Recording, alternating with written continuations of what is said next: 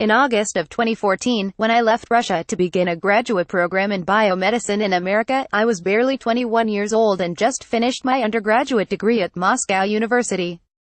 I was elated to jump into a new adventure and start carving a space for myself in the bigger scientific world, though I quickly learned that living and working here is more complicated when you're from a country your adopted home doesn't trust. Science wasn't a priority at home, even decades after the USSR collapse, when people's main concern was simply to survive on scarce provisions that could be purchased in stores or traded from black market merchants. In the 1990s, many ambitious and talented scientists ended up overseas, preventing them from rebuilding the former glory of Soviet science that first launched a human into space. Among the 40 USSR and Russian-born scientists that appear on the 2017 list of world's most cited researchers, only one has primary affiliation at the Russian Academy of Sciences. More than half of those 40 now live and work in the U.S. Moscow University Chancellor Viktor Sadovnichiy estimated that his institution alone had lost about 20% of teaching faculty and research assistants to the United States, Germany, and Israel. According to the former Russian Minister of Education and Science, in the 15 years between 1989 and 2004, about 25,000 scientists left Russia permanently, and about 30,000 were working abroad on temporary contracts. Unofficial estimates from the Russian Foundation for Basic Research are even higher and claim that no less than 80,000 scientists had left Russia in the first half of the 1990s alone. More than 73% of them were PhD holders.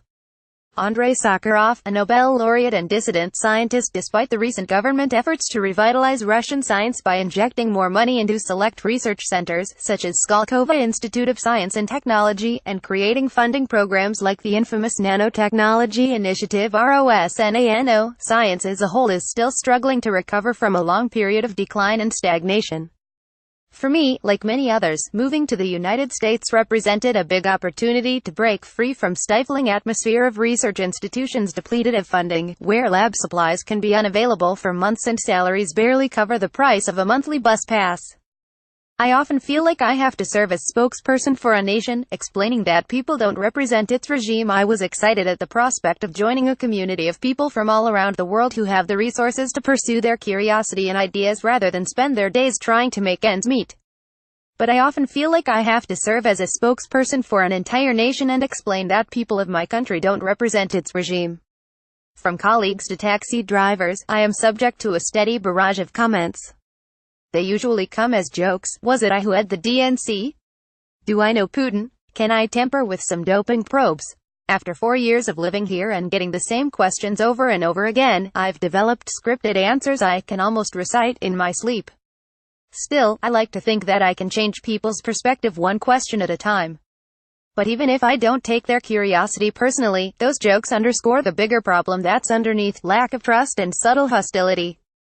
With a newly intensified interest in Russian affairs, I feel that people increasingly tend to equate the word Russian with corruption, trolling, human rights violations, and fake news. I constantly get asked about my opinion on Russia's president and whether Russian people view America as an enemy. I try to explain that there is a big distinction between the people and the government. As the regime tightens and election results become more and more predictable, the gap between opinions held by the citizens and their elected officials widens. Data shows that despite strained diplomatic relations, 40% of Russians have a favorable view of the United States as a country, and more than half have a favorable view of American people. Lack of trust was also a fundamental theme in the world of Soviet science. Many great minds like the engineer and inventor of television, Vladimir Zworykin, fled the country soon after the Red Revolution. Those who stayed were often sent to labor camps and forced to work from prison. My great-grandfather carried a bottle of cyanide at all times. He would rather die than be taken to the secret police's headquarters. My great-grandfather was a scientist too. He was the head of a microbiology lab at a water plant in a quaint suburb just outside Moscow, responsible for testing and ensuring the safety of water supplied to the city. But his status and authority weren't a guarantee of stability or personal safety. Soviet Russia had a gory history of persecution and killings of intellectual elites, scientists, and doctors, many of whom were Jewish. As I found out a few years ago, my great-grandfather carried a small bottle of cyanide at all times.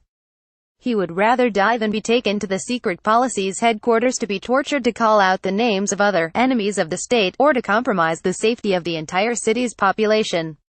The past and present headquarters of Russia's secret police. Those fears weren't unwarranted.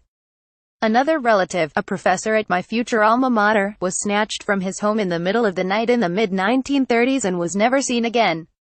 60 years later, after the government of newly democratic Russia briefly opened the KGB archives, his two sons found out that a neighbor had falsely accused their father of espionage. That freedom of speech and transparency regained after almost a century of propaganda and misinformation were fleeting. Since mid-1990s, Russia has been slowly but steadily reverting to its former ways. The year I began to adjust to living 5,000 miles away from home, Russian troops invaded Ukraine. The following year, Russia intervened in the Syrian civil war on the side of the government. And more than a year since Donald Trump was sworn into office, we are finally starting to get an idea of how powerful and consequential was the media campaign orchestrated by the Russian government in influencing the U.S. elections. Not surprisingly, according to the Pew Research Center, views of Russia in the U.S. and Canada are overwhelmingly negative, and we're even before the news about the indictments and election meddling surfaced. In the spring of 2017, fewer than 30% of Americans had a favorable view of Russia, and more than 60% of Democrats viewed Russia's power and influence as a major threat to national security. In 2018, as the Mueller probe continues its work, I expect this number to drop even lower. Already, the latest Gallup poll shows that 72% of Americans have an unfavorable opinion of Russia.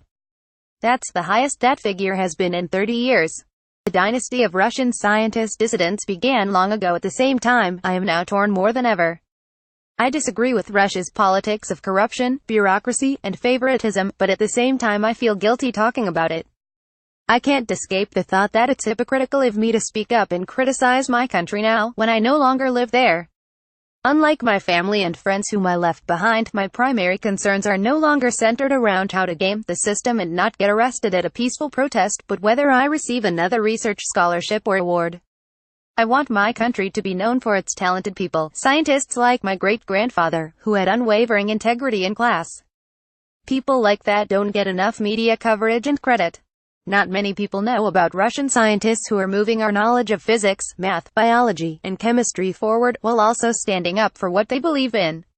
The dynasty of Soviet scientist dissidents started with Andrei Sakharov, the physicist and Nobel Peace Prize laureate, hasn't ceased, it's just gotten quieter.